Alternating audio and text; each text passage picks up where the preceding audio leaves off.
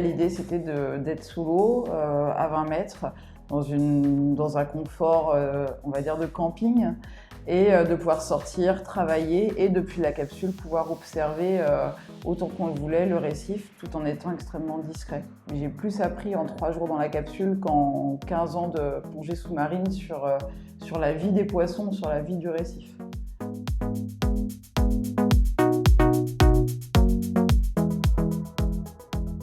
Pendant 12 ans, on a travaillé en Arctique, avec une mission pôle Nord, puis dans le pôle 2 ensuite au Groenland, avec un hivernage dans la glace. Puis depuis 3 ans maintenant, on est sur un tour de monde, c'est dans le pôle 3. On a d'abord fait la première partie dans le passage du Nord-Ouest, donc toujours en Arctique, et puis les 2 dernières années, on était en Polynésie française.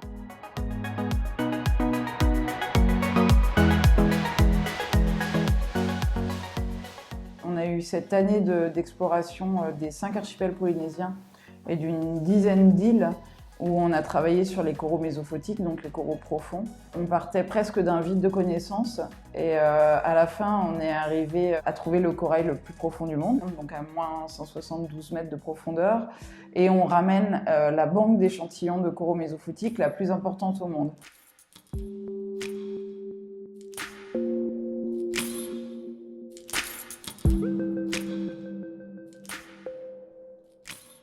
Après 12 mois de terrain, on est revenu à Moorea, la première île qu'on avait commencé à étudier, et on a replongé. Pourquoi? Parce que entre-temps, il y a eu un épisode de blanchissement assez important en Polynésie française qui a impacté en particulier Moorea et Tahiti, et avec des dégâts assez considérables en fait, sur le récif. Aujourd'hui, les scientifiques parlent à peu près de 40% de pertes sur la zone récifale peu profonde. Alors effectivement, on a pu constater ce blanchissement, à la fois en surface, mais aussi en profondeur. Après, on s'est intéressé à la reproduction des coraux, quand les coraux relâchent des larves qui viennent recoloniser le récif. Et donc, avec les scientifiques du CRIOB, on a inventorié les colonies susceptibles de se reproduire. On en a trouvé une seule, finalement, qui a relâché ses larves sur plusieurs centaines d'individus.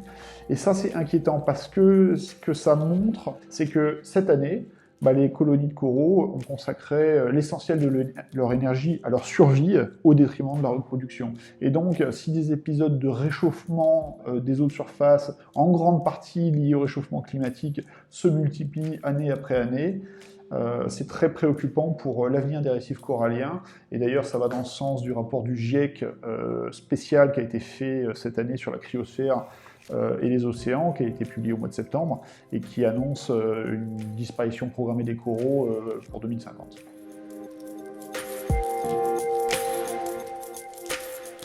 On va continuer à travailler sur des programmes d'exploration sous-marin, parce que c'est ce qu'on aime, c'est ce qui nous anime, et puis il y a tellement de choses à faire, notamment dans les zones profondes, pas seulement dans les régions polaires, partout sur la planète, et ça c'est de l'espoir pour les générations futures. Il y a énormément de choses à explorer, à découvrir, et ça faudra jamais l'arrêter.